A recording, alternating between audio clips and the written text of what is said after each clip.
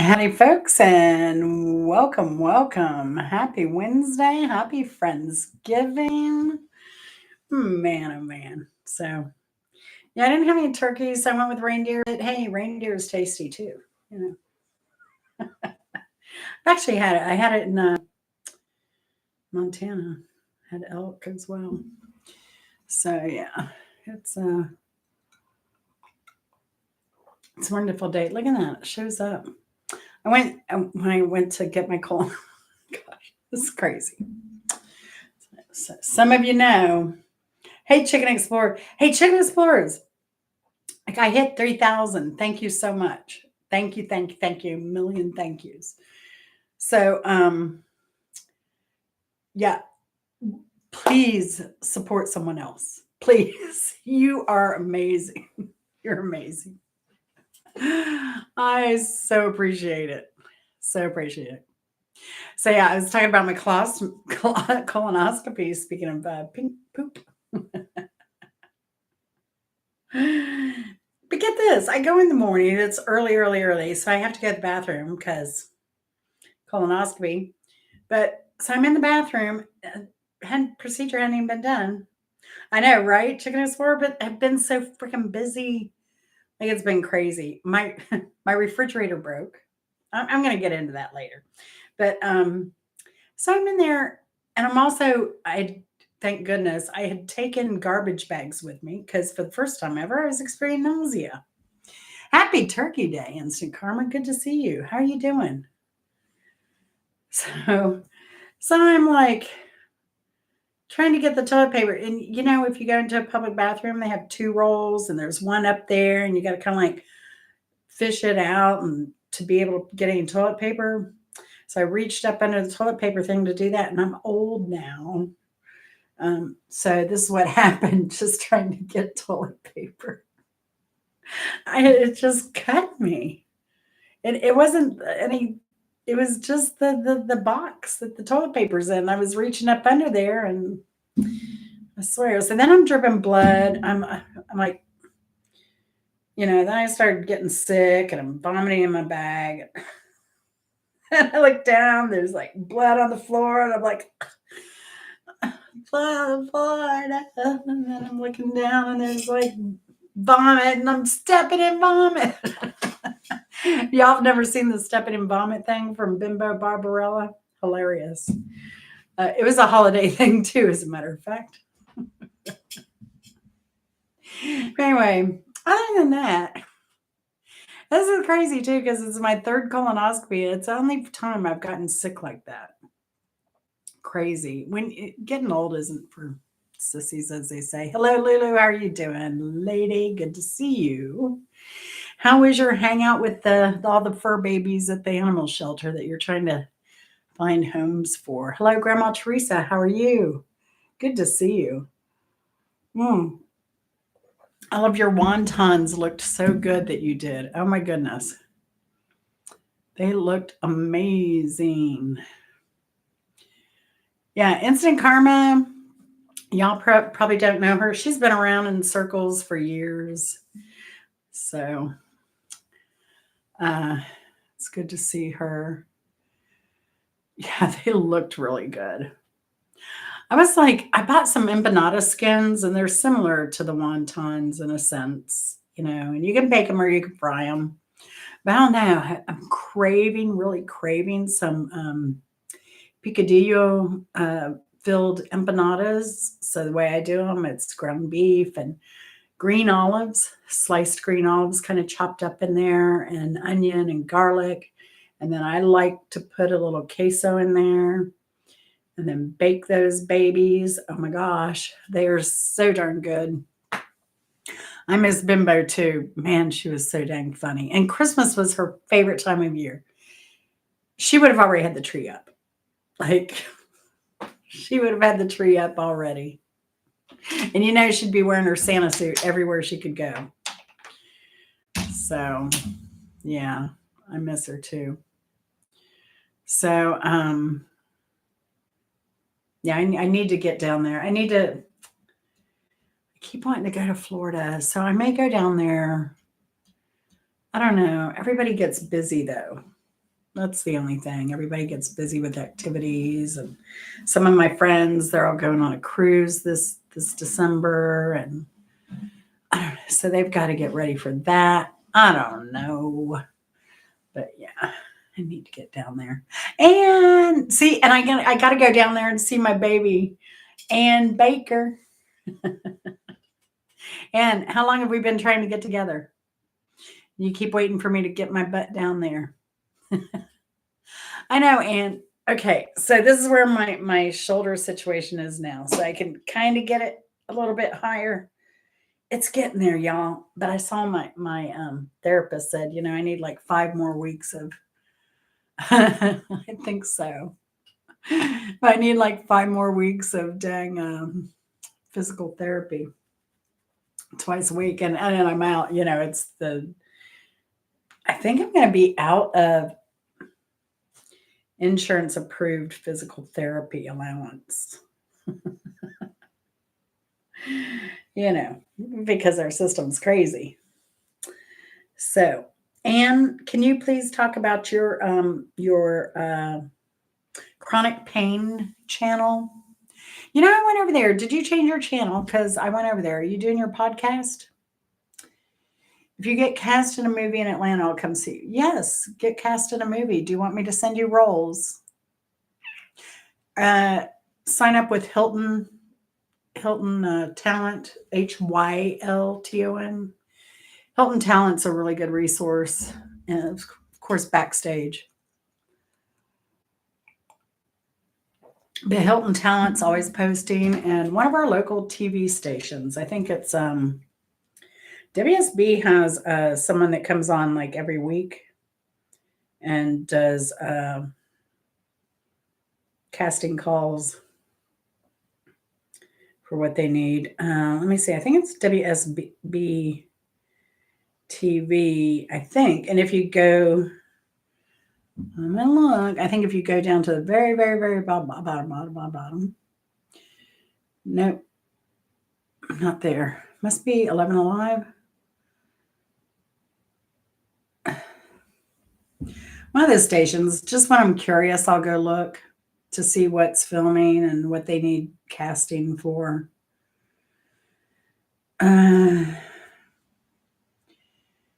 Did you do any more work with? Would you do that mob mentality thing? You were on that show, right? Let's see. Dang it! Maybe it's Fox 5. Fox 5 News. It's got to be Fox 5 News. Hylton. Yeah, Hilton. Hylton. And they're on Twitter as well. Now, I don't know if you get on Twitter, because on Twitter they're always posting for jobs. So it may behoove you, if you're on Twitter, to get an account where you can get those jobs as soon as they're posted. It is on Fox 5 Atlanta. You go down to the very bottom of the page, and then you'll see this list of stuff on their main page. And then you click on casting call. It's under Good Day Atlanta. And it's part of their... they've been looking for Renaissance Fair regulars. They're holding a Renaissance Fair through the holidays again. So they need people for that. But yeah, they're always casting calls whenever they need them, whenever she's desperate. October 6th, October 8th, October 12th, October 22nd, October 29th. So it'd behoove you to... Thank you, hon. You're welcome. Now I have 2 glasses. Yep. Wow, 2 glasses of wine. He's trying to get me drunk, y'all. Grigio as well. Y'all saw that. He's trying to get me drunk. So anyway, it'd behoove you to go check out the 11 Alive casting call. I mean, Fox 5 News Atlanta casting call weekly. So, I'm in Florida. I'm not going to New York. Yeah, I have another friend that's flying to New York tonight. Uh, yeah, yeah, that's awesome. Yeah, Fox 5. Uh, and let me give you a moderator so you can drop your link, please. Please, please. Uh,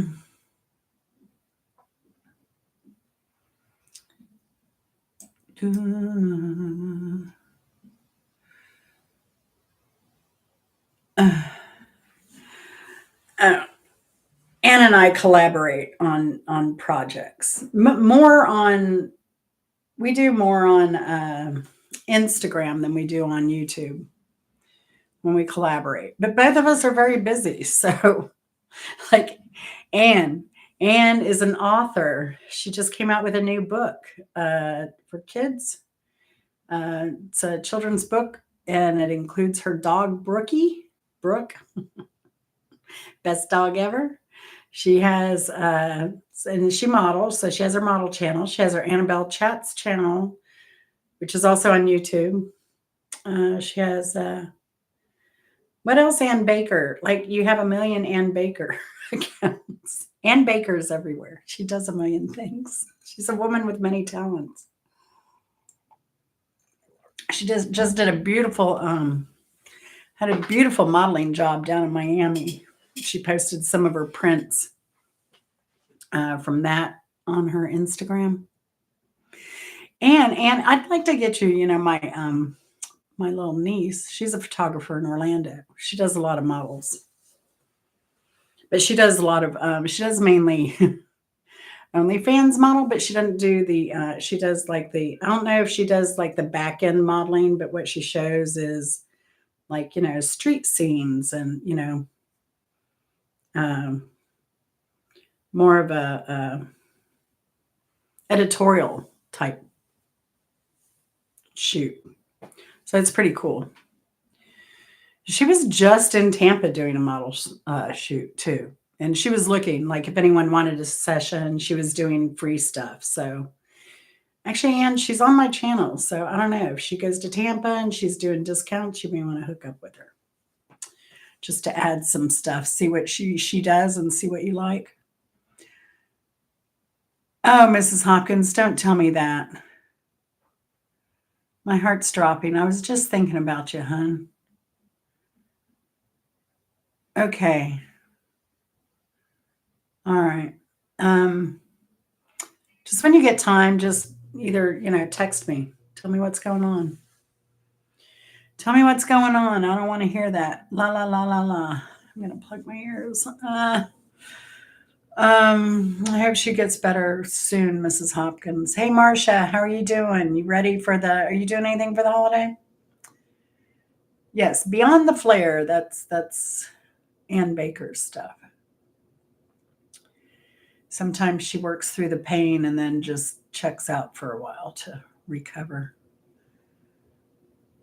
Oh, Upper Michigan under blizzard warning. I felt like they should have been under blizzard warning when I was up there in the summer. It was 60 degrees the whole time in June, the end of June.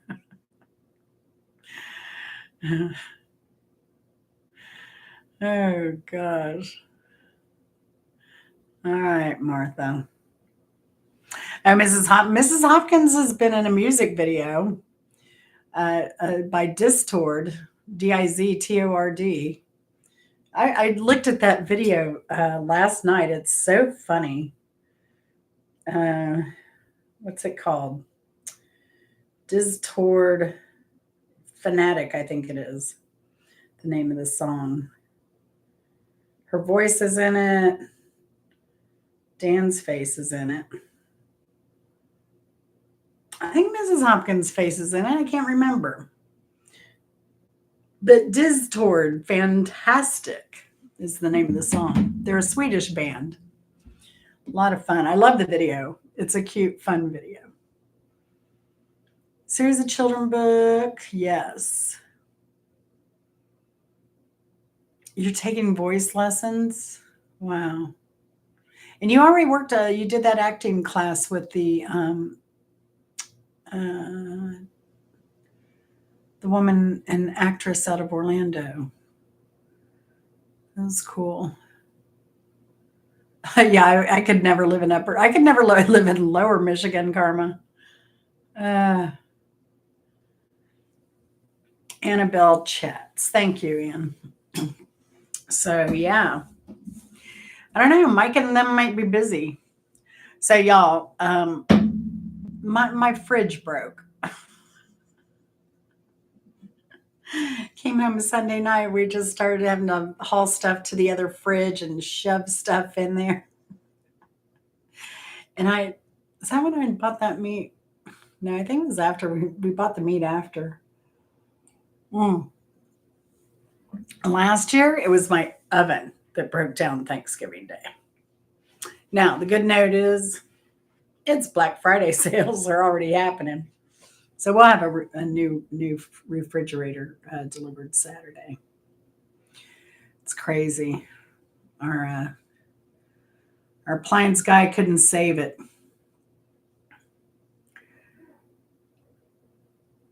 Lulu has your children's poetry book. Lulu,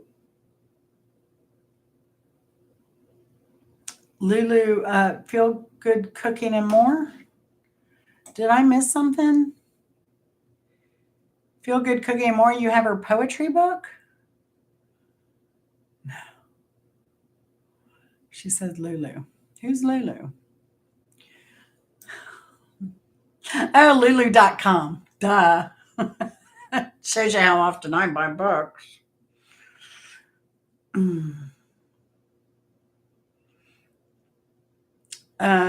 And what's the name of the children's?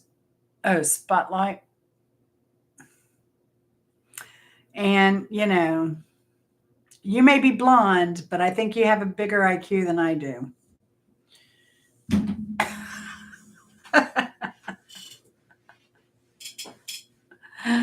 Oh gosh. Well, yeah, Lulu.com. So Feel Good Cooking and More is also named Lulu. So there you go. You threw me off on that one. And we used to be book hoarders, and when we moved, we decided to get rid of all of our books except for first editions and autographed books, and really, really old books. So, in fact, we only have maybe 20 books in the house, 20, maybe 25 books in our house because, Chris working for the university system, we have access to every book in the US from every university library that participates in that program. So, and they deliver it to Chris's work. So I love it. That's kind of where we've been with more modern books. You are, Anne. You're smarter. You're just scrappy. I don't know about scrappy. Anne, I think if we want something, we're not afraid to ask or go for it, right? We have that in common. Oh yeah, I love bios. I read mostly nonfiction. Not so many bios, but just I don't know. One of my favorite books is an economics book, the Freakonomics. Favorite book. And I have their book also, The Best Time to Rob a Bank. I like logic, stuff like that. And why. They use data. And I used to work with a lot of data, so I find that interesting too. Yeah. It's in Karma. So in Freakonomics, they have chapters like what do school teachers and wrestlers have in common? What do drug dealers and McDonald's, how are they kind of run similarly? It's just a lot of, I don't think I have that book here. But the only book that I've read that's fiction was like a friend of mine. I was like, I only read nonfiction. And she's like, oh, you got to read these books. They're hilarious. So then I got into Janet Ivanovich's stuff. If you don't know who she is, the Stephanie Plum series is crazy. Crazy. Oh, and there's a Lulu in this book too. Former prostitute, wears a lot of really tight clothes. She's about 300 pounds, but now she's a bond bail bondsman person works in a bail bonds, and that's what Stephanie Plum does. And then she had the two love interests. One's a cop, and one's this dark mercenary Cuban in Miami security type guy. And it's crazy. And it's an easy read. So like when I was really stressed, I could come home and like knock out a few of these chapters. And this her stuff would make me laugh out loud. And it's just a really easy read. So this one is signed. So she did have one of her books was a movie, One for the Money. It had Kathleen Heyer, but it wasn't as good as the books. Not nearly. And I like Carl Hyacin stuff. Anne probably knows Carl Hyacin. He was a journalist for Miami Herald. He wrote a lot of opinion pieces, but they were kind of comedic Florida man type pieces. And then he started writing books that are pretty darn funny. A lot of Florida man type adventures.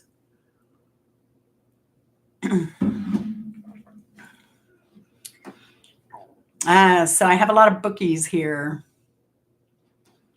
And let me announce real quick too, Feel Good Cooking and More and I are going to go live on Friday for 12 hours straight. That's right, 12 hours straight, friends.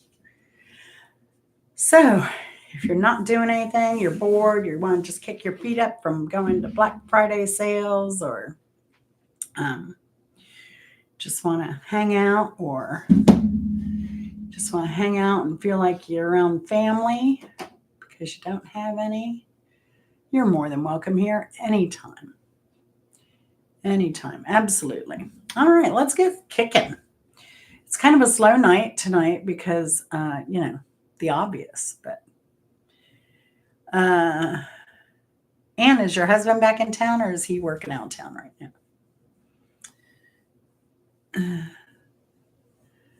This is what you're cooking right now.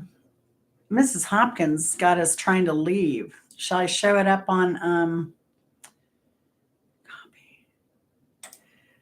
Should I show it up on my stream, Mrs. Hopkins? Don't copyright strike me.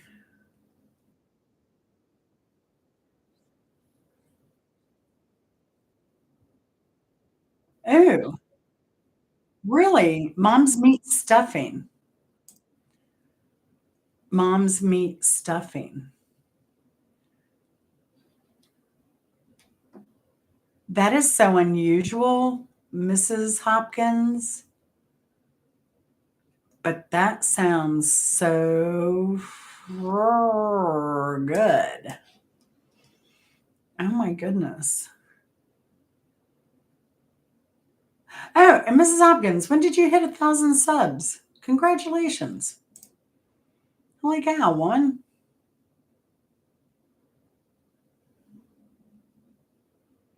Woman, do you need watch hours? We can support you. We can support you like that. In town for a few more. Oh, awesome. Maya Angelou, yes. Yeah, that looks so interesting, Mrs. Hopkins. I want to try it. I do want to try it.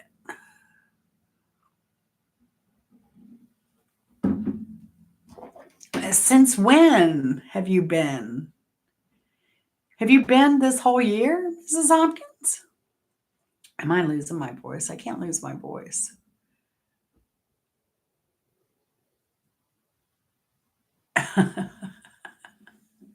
No, we really haven't even started, Mrs. Hopkins. Um, just don't forget the taters.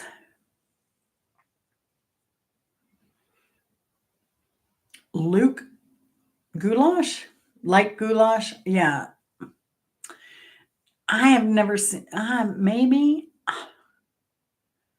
I don't know. I'm used to like an American goulash, which I've always known to have like beef and macaroni and tomato base or something. I know, karma. I don't know what's going on. I don't know because I got to harass my mother-in-law tomorrow, so I can't lose my voice tonight.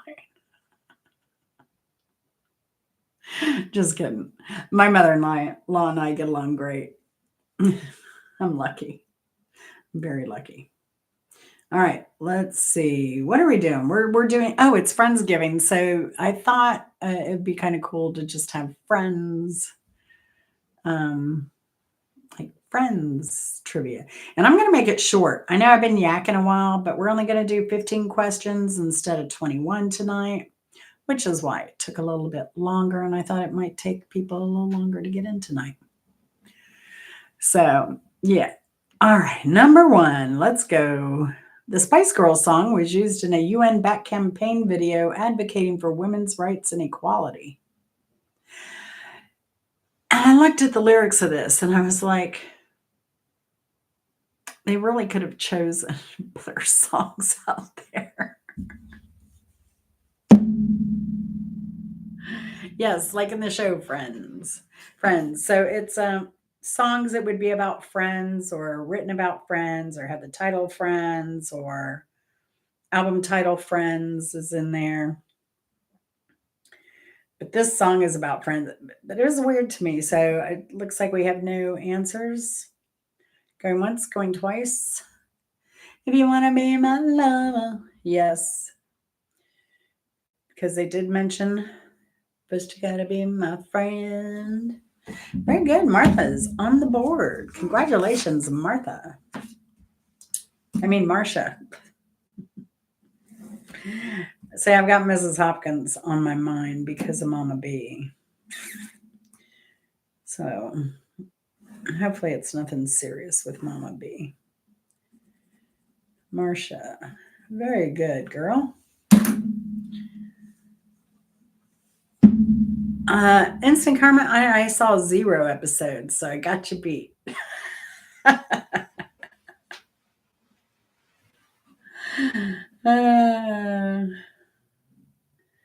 Number 2, this is the 4th song of Conan Gray's album Super Ache. Is that really the name of that? Now I gotta look. It tells the story of a platonic friendship and unconditional love. It's for a song of Conan Gray's album. I didn't even look at it.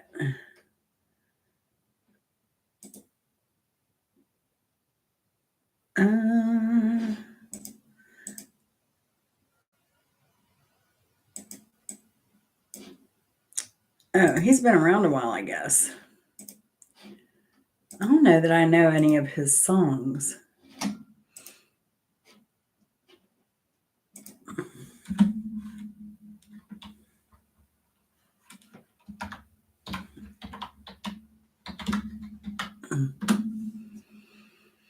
Yes, it is named Super Ache. So,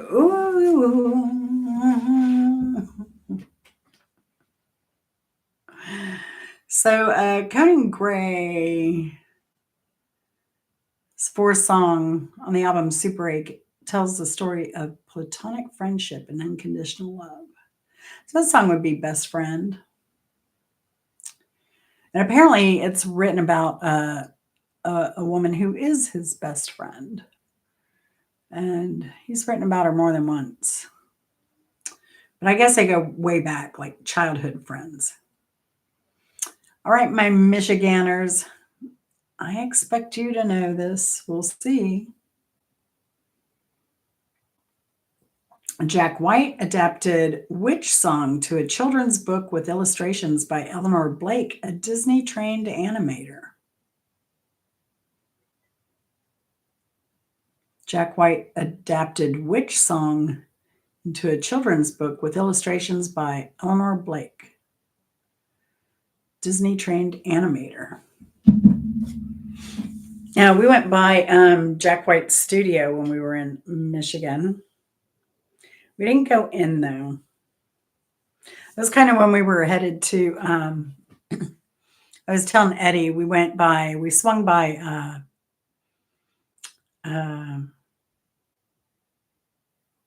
I forget where we come from, but we went down 8 Mile, went through Hammertrack. I think that's how you say it. Down into Grosse Point, did the Grosse Point thing. And I got a surprise video coming out. Because the coolest thing happened to us when we were down there in Grosse Point. It was very nice, actually. Reminded me of good old Southern hospitality.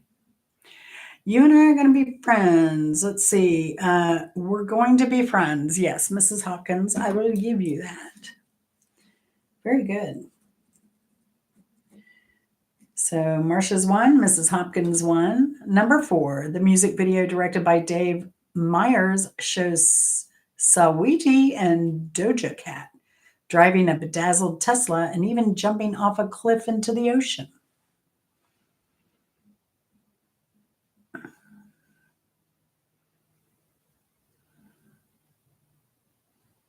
Oh, you love my new ACDC shirt? That's my 99-cent thrift store bargain this week. It was like new. It had no pills on it. It looked like it had never even been washed. So yeah, 99 cents. I was so happy. I couldn't find anything in the women's section, so I went back to the men's section. I found this, and I like in the winter time, I like those like baseball concert shirts. You know what I'm talking about.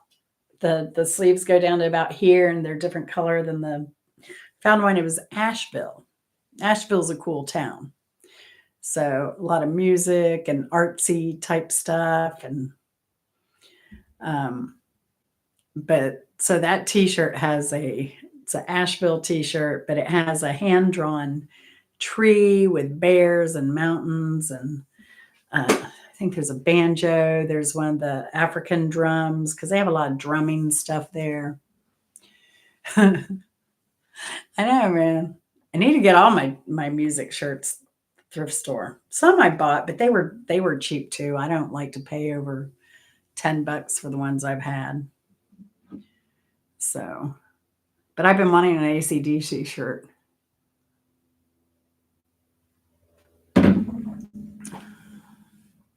Best friend. Way to go, Mrs. Hopkins. She's kicking it. All righty. If you get this one, I'll be shocked. Because I had never even heard of this person, but apparently this was viral. 20-year-old Tokyo Vanity recording a 15-second clip on Instagram of her saying blank while Summerella was dancing in the background. And then apparently somebody heard it and made a whole like song out of it for her or with her. I don't know if she gets, I would imagine she would get a little royalty off of that. I don't know.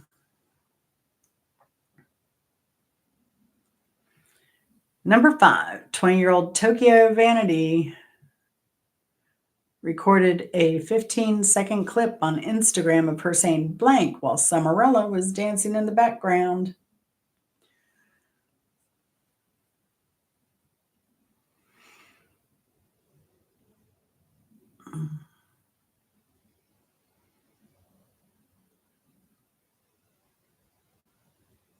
Mm-hmm.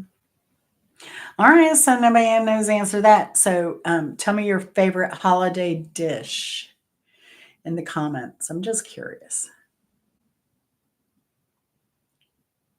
So number 5, number 20. What is your favorite holiday dish in the comments, please? I like, I'm gonna just say it as it is. Yeah, I'm with you, Marcia. Anything that won't kill me. Yeah, but you have to watch it though. I know you're very strict with your diet to keep the inflammation down. And that rots.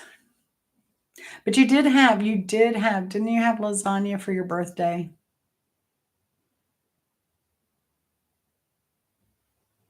And is lasagna, I mean, I would think that would give you a little issue.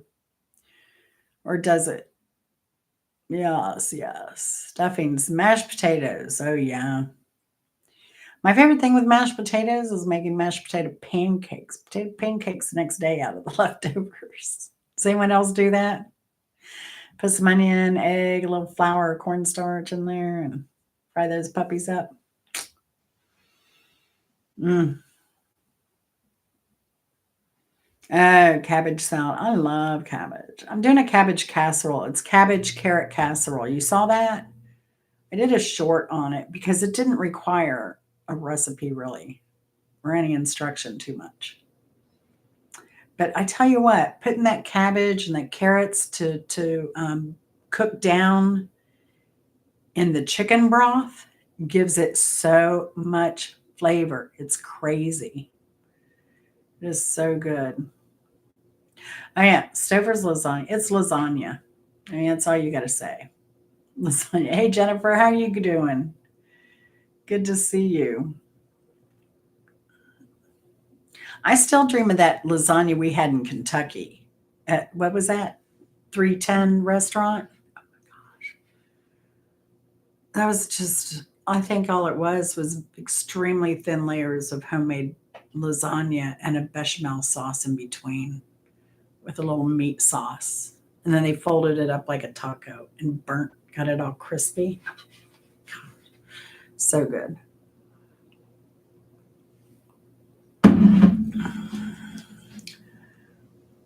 Oh, yeah.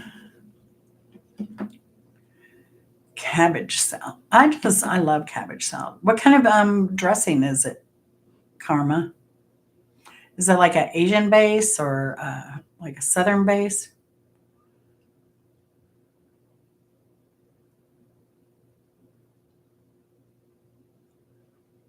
I'm trying to think if we have any of that lasagna left that I made. That 20, what was it? 22-pound lasagna. Y'all watched me make. Oh my gosh. I think we just recently finished that. All right. So the 20-year-old Tokyo Vanity recorded a 15-second clip on Instagram of her saying, "That's my best friend. That's my best friend."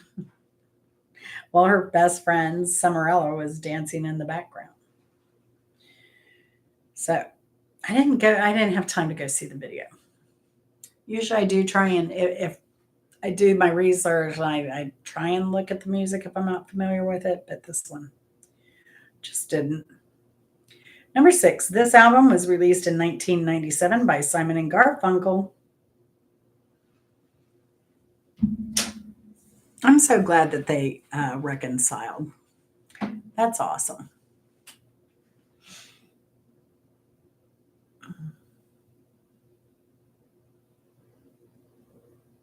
You know, Garfield, the cat would dive right in.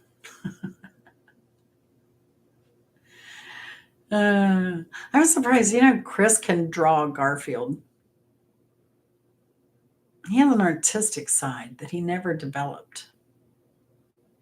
He draws cute, like little eye expressions and cartoons, stuff like that, but he doesn't do like drawing and uh, shadowing or any of that stuff.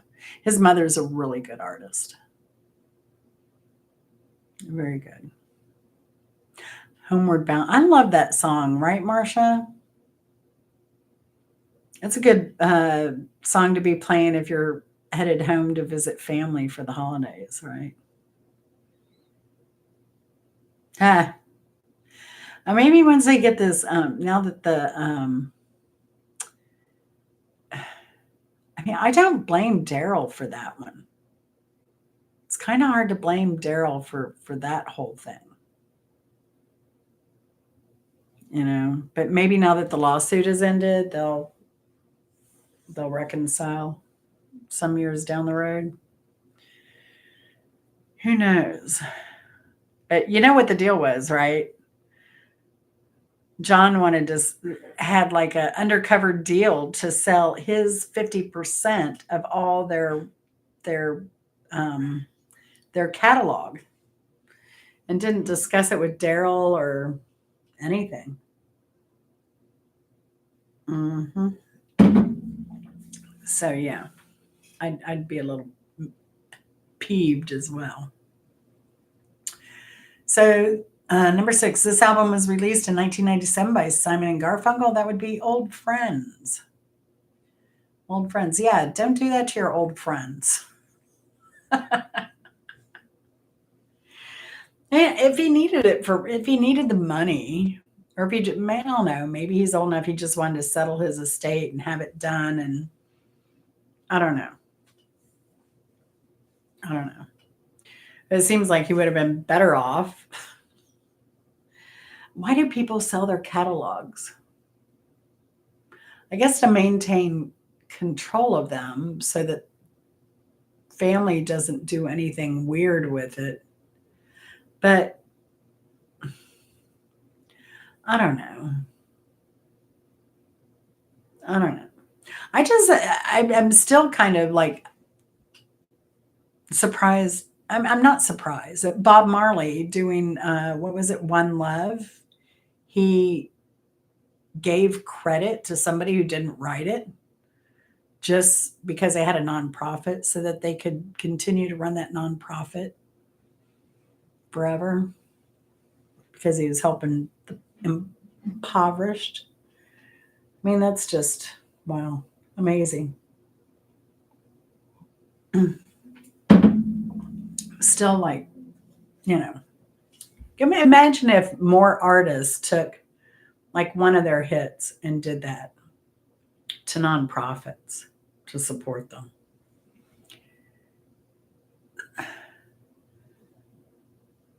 Garlic salt, register salt, add Crisco oil. Oh, that sounds really, really good. Instant Karma. That kind of reminds me of the 1908 salad dressing recipe. It's raw garlic, lemon, uh, olive oil, Worcestershire sauce, pepper, salt. It's so good. You put a lot of garlic in it. You saw Hall Notes in concert? I saw them. Who did I see them with? Was it Madonna? On the I know I saw them at the same venue at Orlando at the convention center when it was brand new. It was like the first concert held there was Madonna, I believe. Um, can y'all believe I grew up in Orlando, but when I was a kid, if you wanted to go see a concert, you would never guess where we went to go see a concert. Go to a town called Lakeland. Now it's not too far from Hike with Mike's territory. Well, I guess it could be. But Lakeland, I mean, it's kind of between Tampa and Orlando. So it's in the middle it's in Lake County. Middle of a swamp. That's where we had to go to see or we would have to go to Tallahassee to see concerts. That's where I saw Prince. You had Miami, Lakeland, Tallahassee. Maybe Jacksonville. Oh, yeah, it had to be Jacksonville because there were so many bands out of Jacksonville. But yeah, Hall & Oates jammed in concert. They were awesome. Madonna was terrible. She would lip sync the whole time. She was too busy dancing. She had no, like, that was before she took music lessons. That was after her farm maid humiliation. She started taking voice lessons.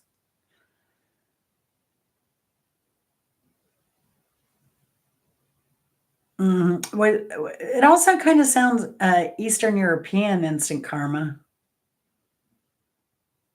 Hungarian, Czech.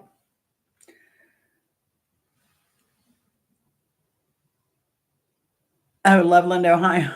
I don't know who that is. I saw the Purple Rain tour.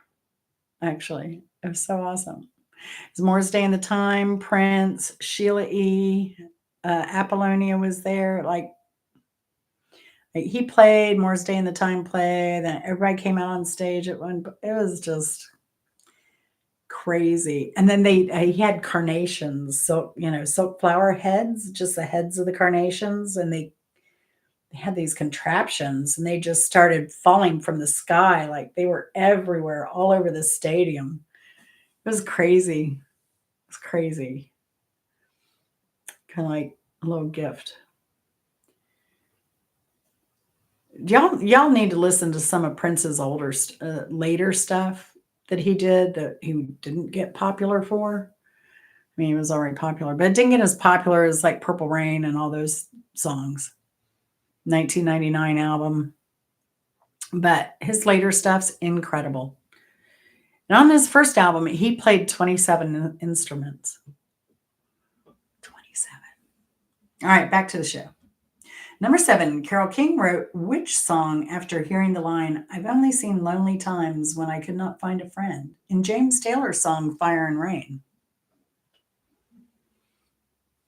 Carole King wrote which song after hearing the line, "I've seen lonely times when I could not find a friend," in James Taylor's Fire and Rain?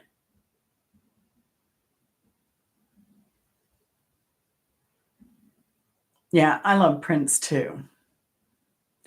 I was just disappointed. I wanted to go to, because we went to Minneapolis, so I wanted to go to um, his place there, but that would have required taking a day away from Honor, and I didn't want to take a day away from Honor.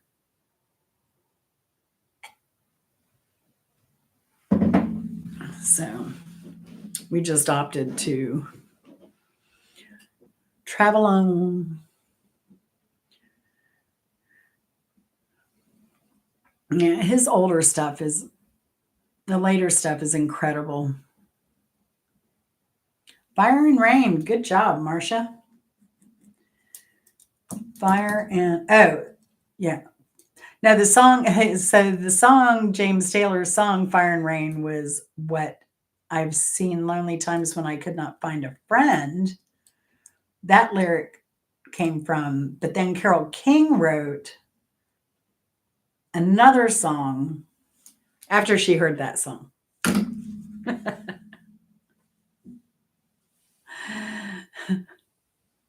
I know, because it's crazy, because I keep singing when I hear I've seen lonely times when I cannot find a friend, I am hearing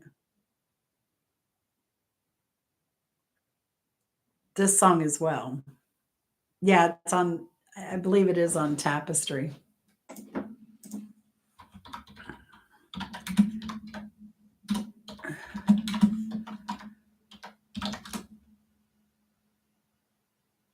Yes, Tapestry, 1971. God, what an album that was. That was amazing. It was, yes, you've got a friend. Thank you. Thank you. Thank you. Thank you, Marcia. Number 8, Garth Brooks has a bar by the same name in Nashville. Garth Brooks has a bar by the same name in Nashville. Speaking of Nashville, I miss you, Leah Sugarbritches. And I wish you would come visit. I think about you a lot. And I hope you're well. Same with you, Jesse Scott.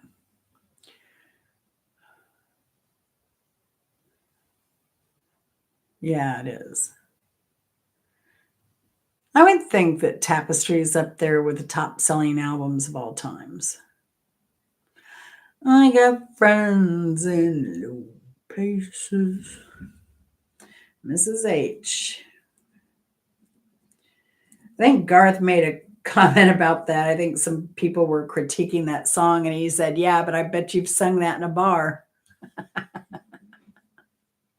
Yep. Who hasn't? Raise your hand if you've never sung that in a bar.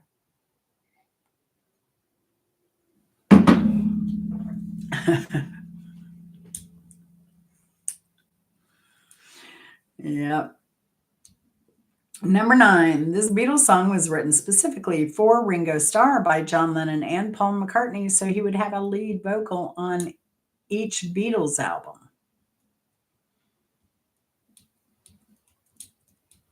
Yes, that is your number 3 point. Thank you very much, Mrs. Hopkins, for keeping me in check. You know I need it. How are your potatoes? Did you check your potatoes? I meant to remind you earlier.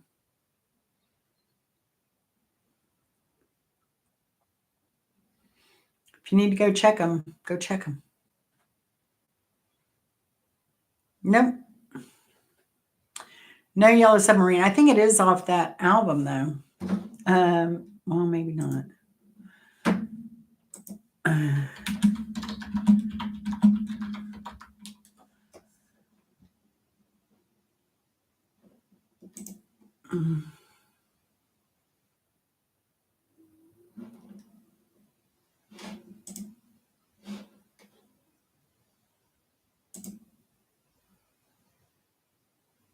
Oh yeah, that's right. It was off of Sergeant Pepper's. It was off Sergeant Pepper's. The other kind of movie biopic or movie thingy they did. I hope your potatoes didn't overcook, Mrs. Hopkins. I should have set the timer.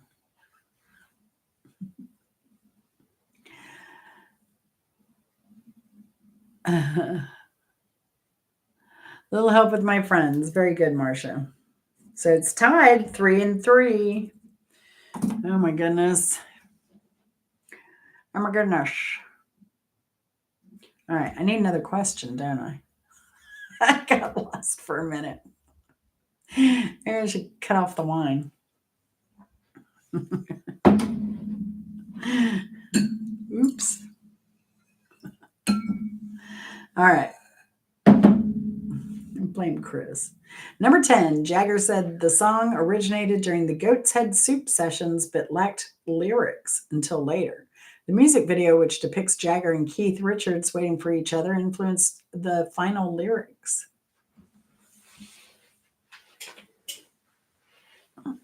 I feel like the seat needs to be higher. Oh. I don't think it goes higher, does it? I'm just waiting on a friend. I know. Isn't that a great song for them? That's a great music video. That was a really good video. All right, Marcia. 4-3. All right. How are your taters, Mrs. Hopkins? A drawing of Garfield from Chris. All right. I'll text him. The audience requested a picture of, where is he?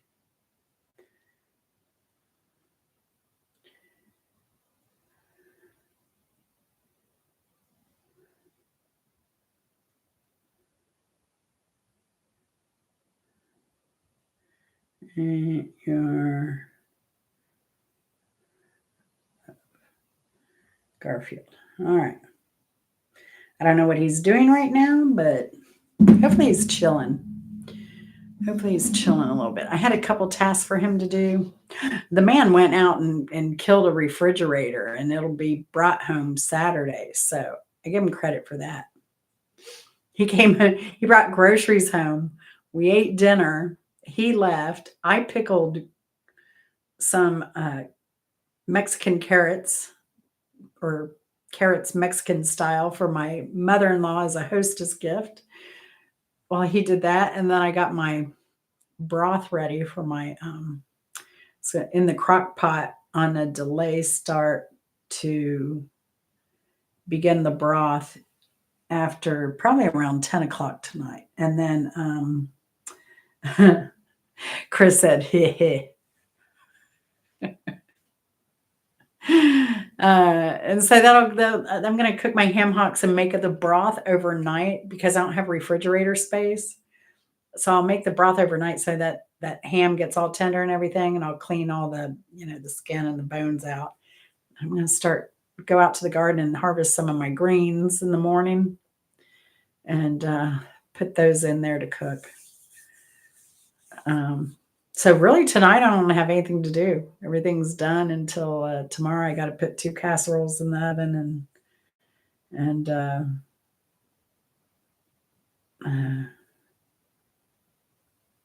just finish the collard greens. That's it.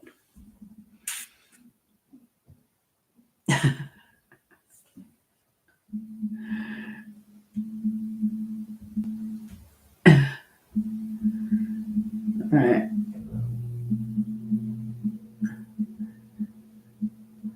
I'll tell him it's Mrs. Hopkins' request, and I bet he'll do it in a heartbeat. I think he didn't think I was serious. Oh, gosh. So Marsha has 4, Mrs. H has 3. Mrs. H wants that Garfield picture. Let's see. He said, okay. like what's his name? Mr. Mackey. Okay.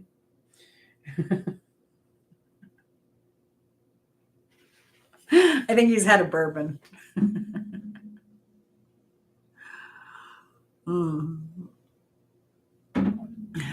Good luck to me. Girl, I need luck every day. I mean, that's how I made it this far.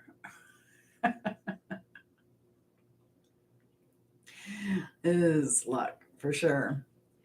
All right, number 11. John Deacon of Queen wrote this song about his wife.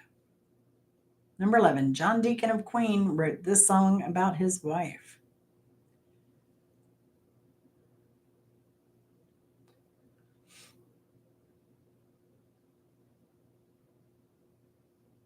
You're my best friend. I love that song. That's such a sweet song.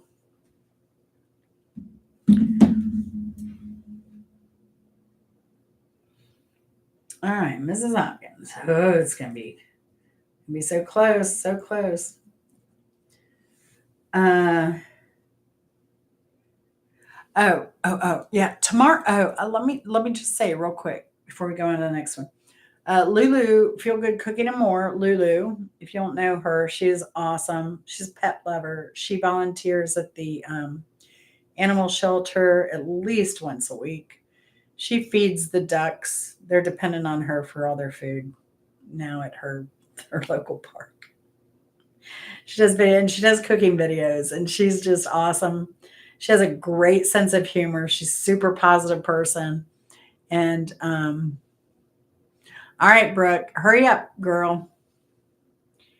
If you hurry, girl, you get a sake. Brookie will get a sake. Aunt Jen says. But what was I saying? Y'all, I've had way too much anesthesia lately. And then I've had wine, so I'm a mess.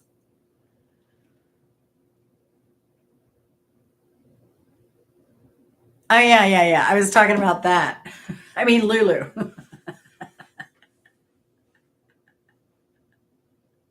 See, she has a great sense of humor. So, and we get on the phone and we just laugh a lot, don't we? Sometimes I don't know, sometimes we'll just say one word and start laughing. We get stupid. But it may be because we don't sleep very much. Oh, instant karma. You can be more positive. Definitely. I've got an assignment for you. You want to be more positive?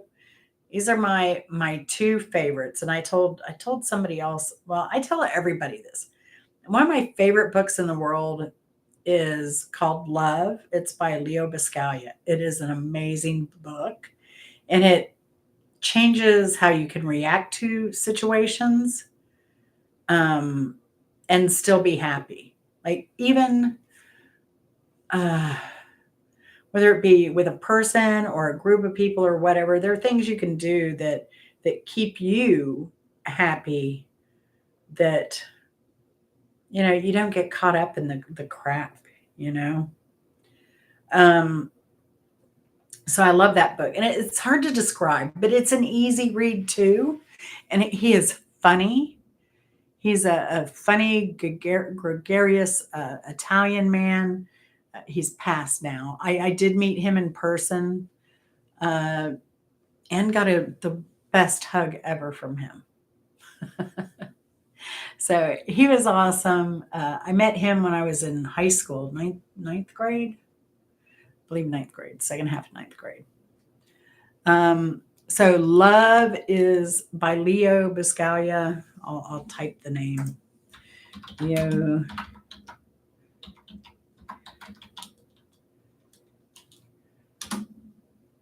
Yeah. Leo Biscaglia. And then my other recommendation would be on it. Also, Leo Biscaglia has a video on YouTube, as does Zig Ziglar. Ziglar is really good too. And I've seen him. He was more big in the 70s. And I saw him when I was 16. So these people came into my life at a really good time. And I think that positive attitude kept me from being a statistic. I do. And I think it helped my life out quite a freaking bit.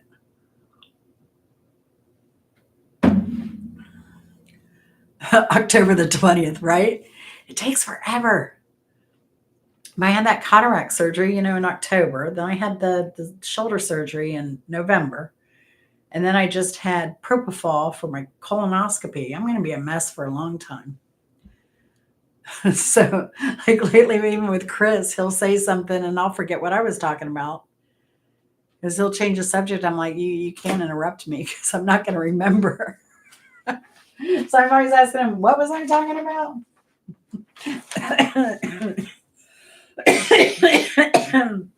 All right, hot off the press, Mrs. Hopkins. Now there's some incentive for you. There's some incentive for you. So, all right. This is tonight's prize. I normally don't reveal them early, but Mrs. Hopkins requested it, and here it is. Now, I bet you didn't see that coming. Marcia says, hi, Chris. Hi. Hi. Marcia. Hi, Marcia.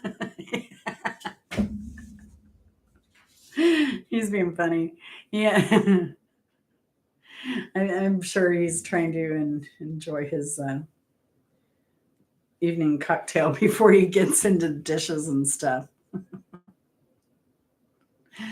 Oh, gosh. Oh, I meant to tell him. I had asked him to wash a pan. He doesn't need to do it. I did it already. He'll figure it out. Number 12. While Andrew Gold originally performed the song, a cover version by Cynthia Fee became the iconic name for the Golden Girls. Hey, Mark, how are you doing?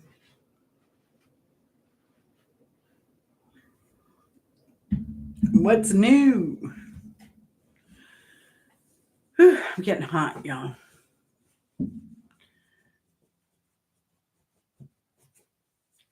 Oh, my gosh.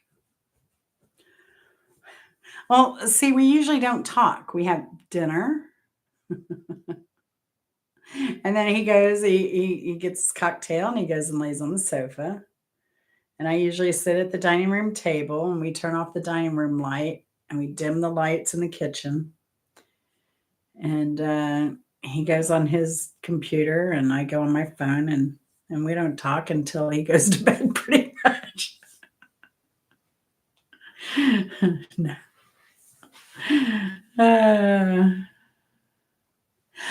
That has to be what it is, Mark. It must be what it is. Hey, Vinny, how's it going?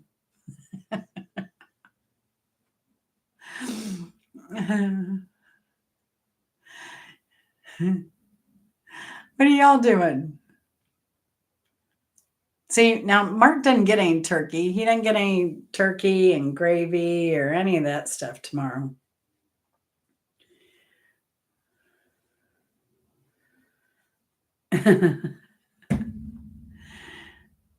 Deer fish 3000. Okay, okay. Till it's time to do the laundry. That's right.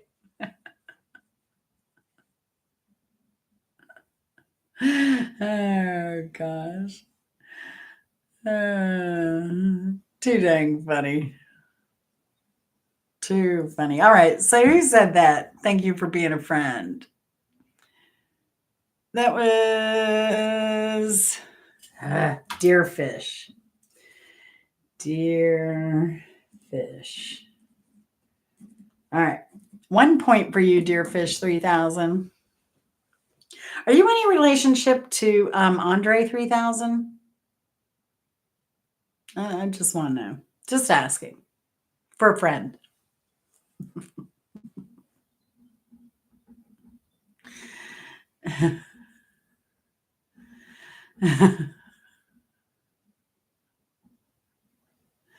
Well, I mean, I didn't have turkeys, but reindeer is pretty tasty too.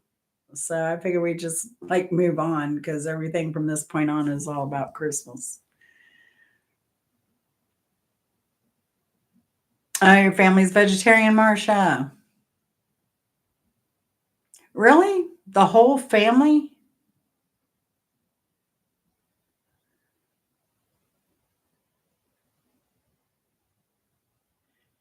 Chris's mom used to be vegetarian.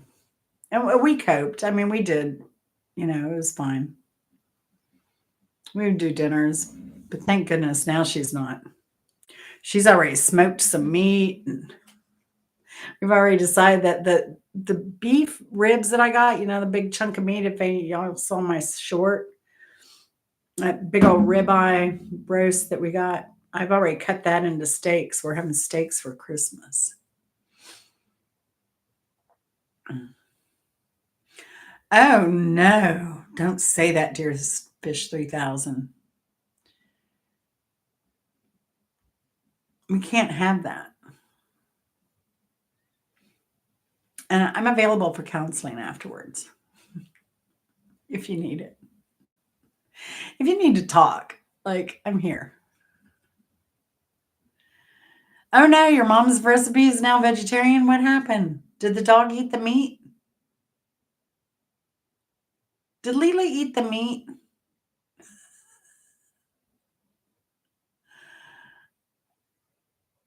Oh, Bambi on my head.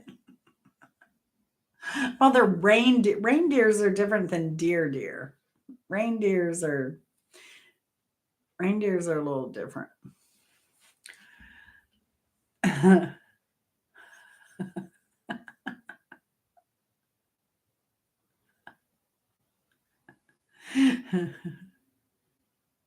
So I'm available for target practice.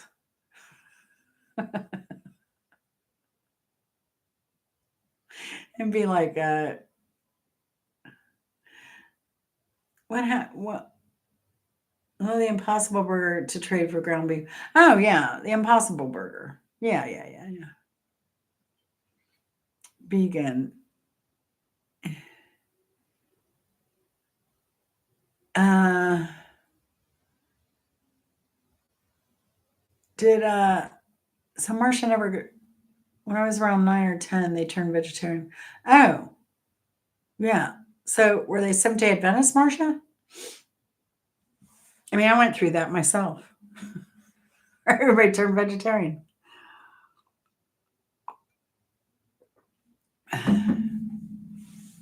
Oh yeah. Yeah, I know all about that girl. And the same age. You and I were the same age when that happened. It's crazy. Right?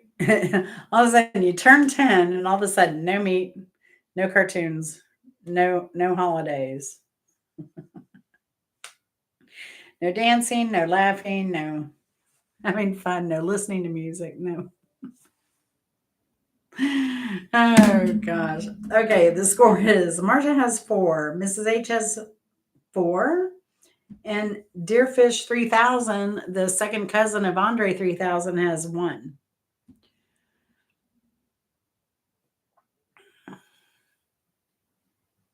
Yeah, Marsha, that's so funny that we had the similar thing there going on. And for a 10-year-old, that's kind of confusing.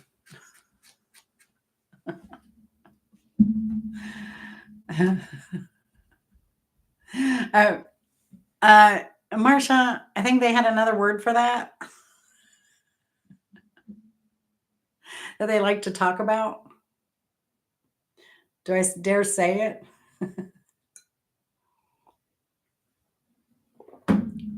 I remember as a kid hearing that term and then just being like, oh, they're the devil incarnate kind of person. Like, what?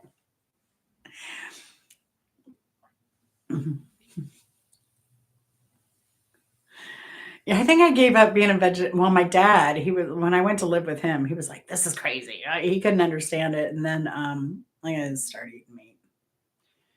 It's probably a good thing too. It's probably why I have bad bones today. I didn't eat much milk or eggs or meat.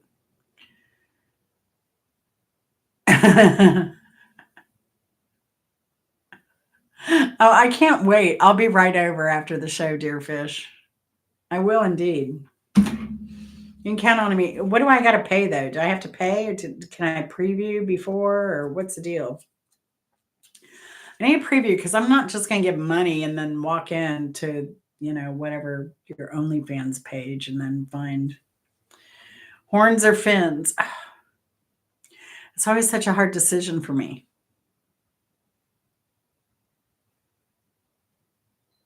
Can't we have both?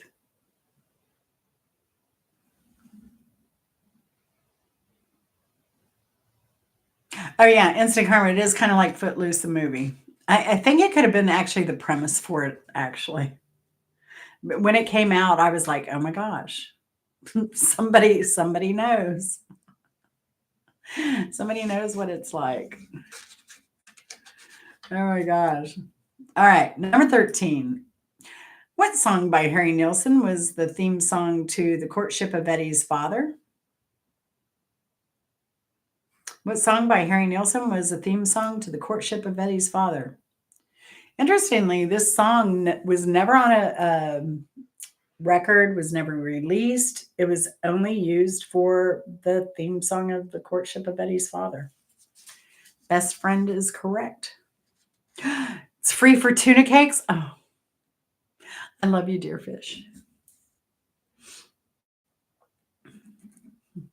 If y'all didn't know, tuna cakes is my nickname now on the internet. I've been found out. I should do it OnlyFans on tuna cakes. And name it tuna cakes. I bet it would get so much traffic.